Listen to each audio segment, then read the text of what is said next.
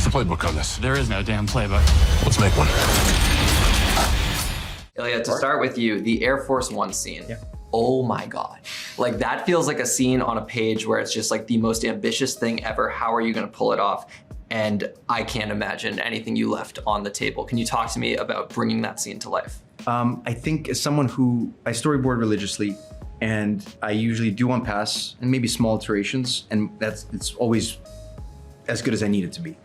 I think for this sequence in this movie, there must have been like 7 or 8 completely different storyboards where you focus on that character, you focus on this, you focus on that. So it was a lot of just, I had a little bit of time and I was like, I'm gonna keep going until I get the distillation of what it needs to be. So time, a lot of thinking, and then an incredible team that can actually build this thing that is safe and can do all the stuff that it does. And then actors who are willing to go inside what is really a tumble dryer. And I did try it first. I'm like, I can't ask them to get in there if I can't do it myself. It was a lot. I would have done like more. I was like, we can open up a Disneyland kind of thing and just make some money at the theme park ride. But yeah, it was genuinely a lot of fun. Complicated, but fun. Yeah, you got great action in this movie, but action means nothing if you don't have great characters pulling it off. Jack, talking to you specifically, Marty steals the show. That one scene you have in the main timeline of the movie blew my mind. Made me put on Sabotage on repeat on my drive home. And I obviously naturally saw you earlier this year in Novocaine, where you're the titular star. You have a lot of free time, a lot of playing time to really make your mark on a movie like that. When you approach a role like this, knowing you're gonna have that one scene, do you go in with the mindset of, I'm gonna steal the show, or do you just kind of bring what's on the page? No, I think really it was just like an opportunity to, well, first of all, I shot Heads of State before I shot Novocaine.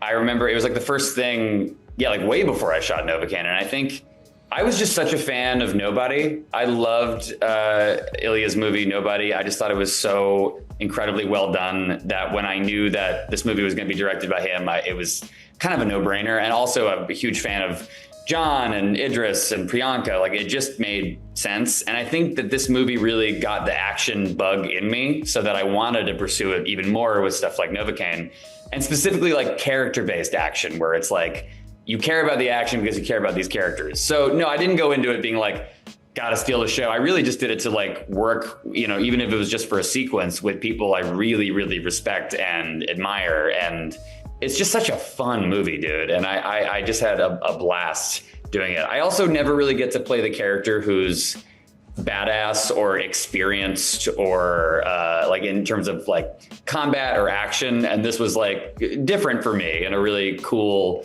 fun way. And also you bring up Sabotage. We didn't know at the time that was going to be the song. I remember Ilya and I texting constantly being like, you never know what you have the rights to.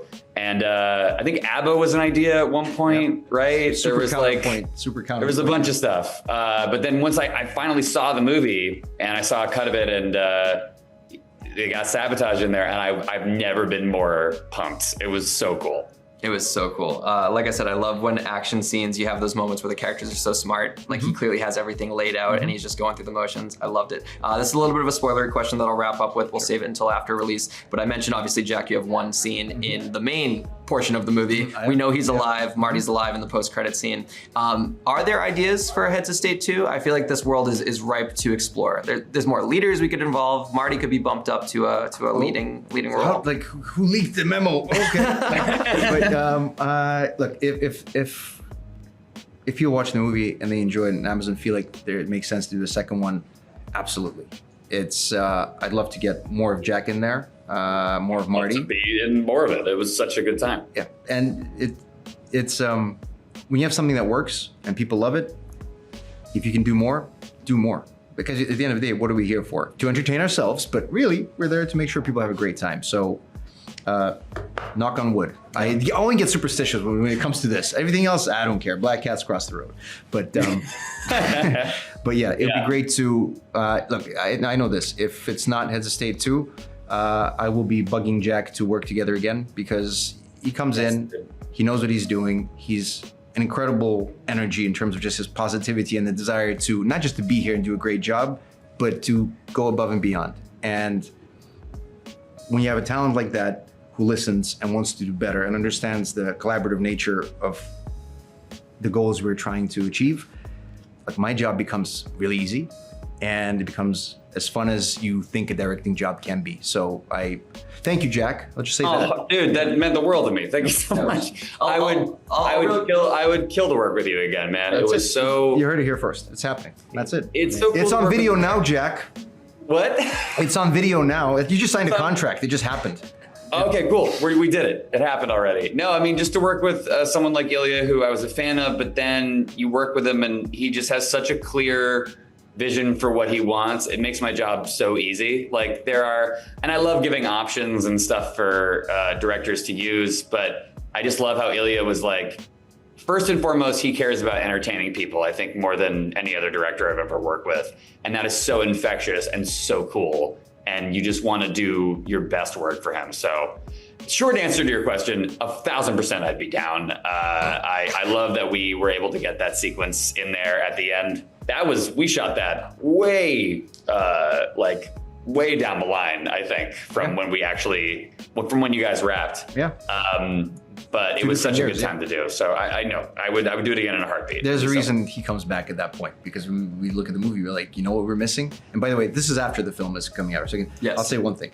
I think this is the only film, I think, someone's gonna correct me and I hope they do.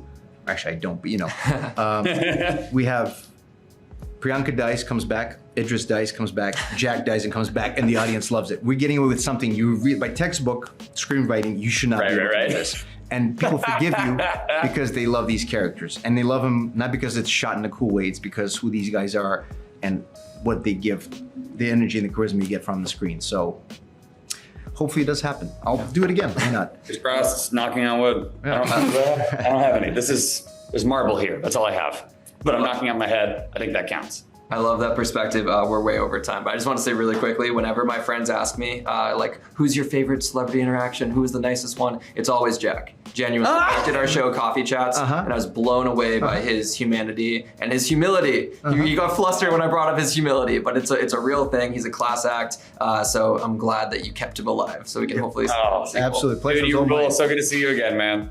Likewise. How are you alive? I just kept calm and carried on.